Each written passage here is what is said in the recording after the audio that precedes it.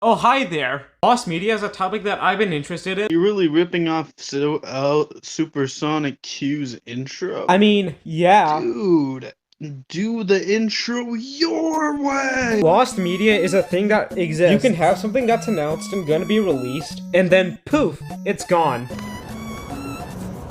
I didn't finish it. Some of it can be found like the Wicked Witch episode of Sesame Street and the Brockhampton Puppy album. And some of them are lost to time like Jeff the Killer and Slamfest 99. So join me and my friend Crazy Nick Gaming as we talk about the most interesting pieces of lost media. So we all know about Phoenix Games, right? These guys are responsible for the worst game box arts ever made. Their games are split into two categories. One where you would watch dog shit animated movies. And here we are back in the room where sleeping children dream of stories from dreamland. And each morning, all around the world, children get up from their beds. The other one is more for rip-off games like Tony Hawk. Jonathan, or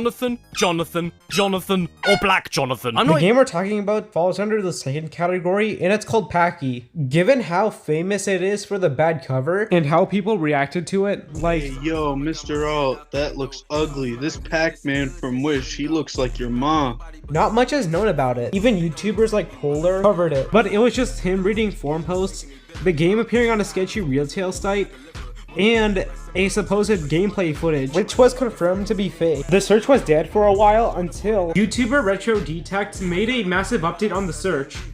And it's shocking. First, Phoenix Games did not make the cover art because they stole it from a 1994 ray tracing contest, and that's the original image, drawn by Arhuma. Secondly, the game was announced in 2003 under the name Block and Go for the PS1, oddly. The only reasonable explanation is that a Phoenix Games employee saw the art and slapped the PS1 cover on it, announced it. And somewhere between this time frame, the game switched from being PS1 to PS2 exclusive. So with this in mind, the game never existed at all, and it was just announced and never released, making it just a fake game. Lost Laugh Until You Drop videos.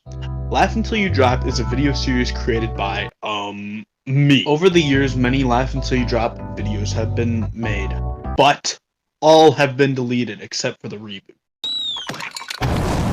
There have been some video files recovered from some of them, but none of them will ever be able to recreate it.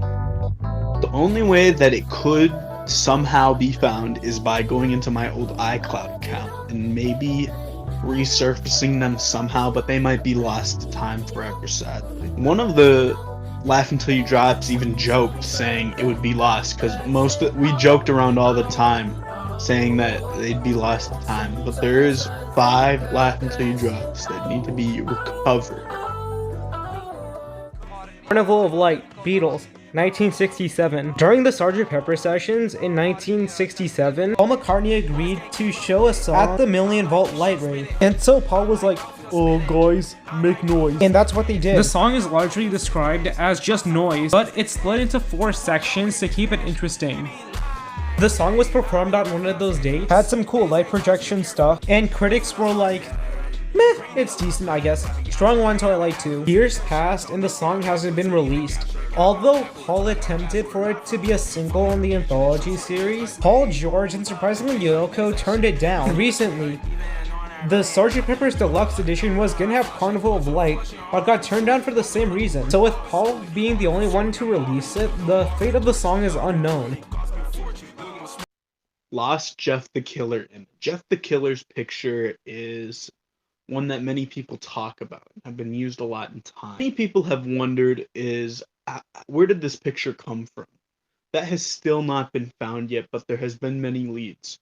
One of the leads is a picture of some girl smiling, but a lot of people made fun of her. It's a really sad story.